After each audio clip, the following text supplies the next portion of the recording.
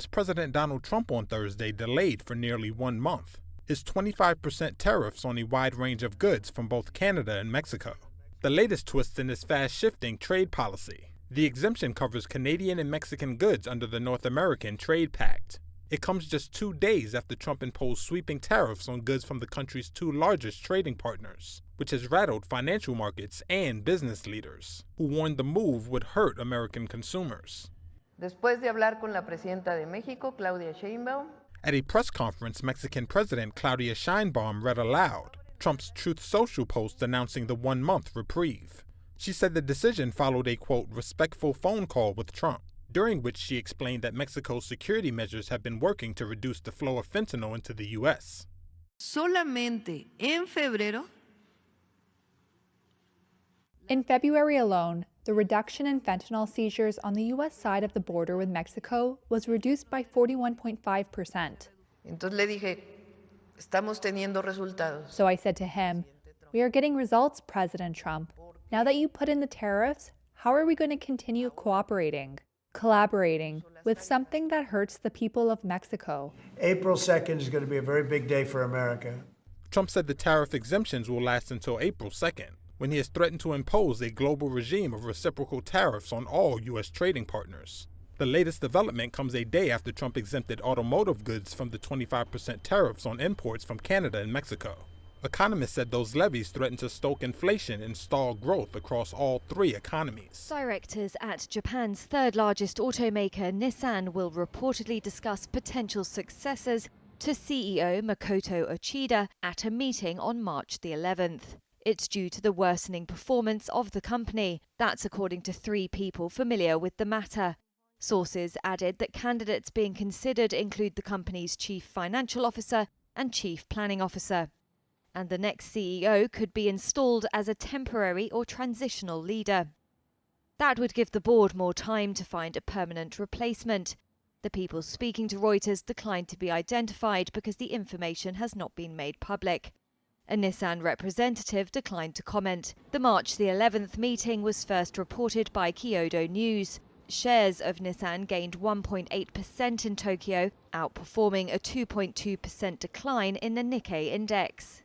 The news follows the collapse last month of talks to merge with Honda. The car makers had been discussing a tie-up to create a $60 billion company.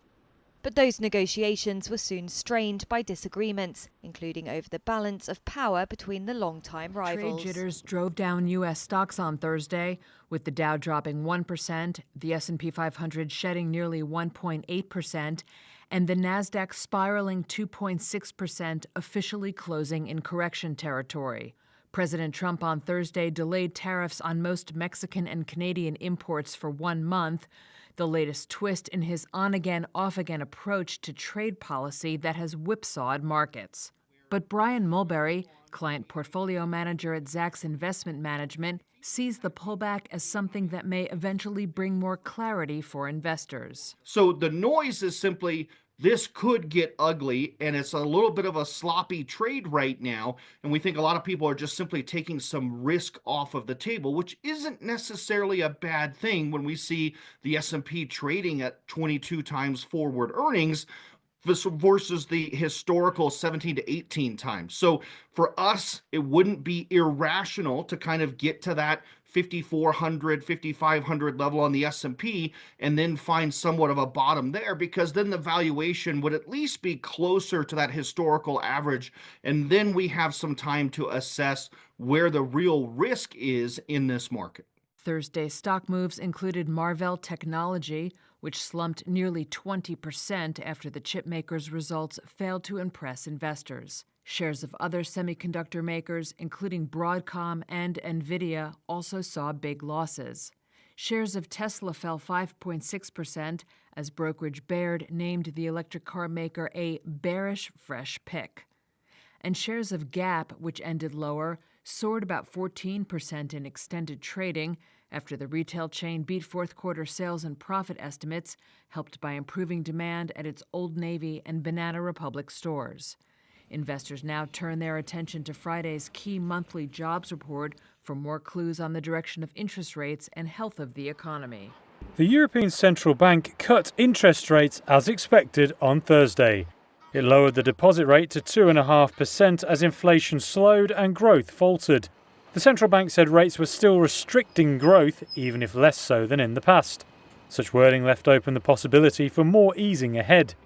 ECB President Christine Lagarde. Our monetary policy is becoming meaningfully less restrictive, as our interest rate cuts are making new borrowing less expensive for firms and households, and loan growth is picking up.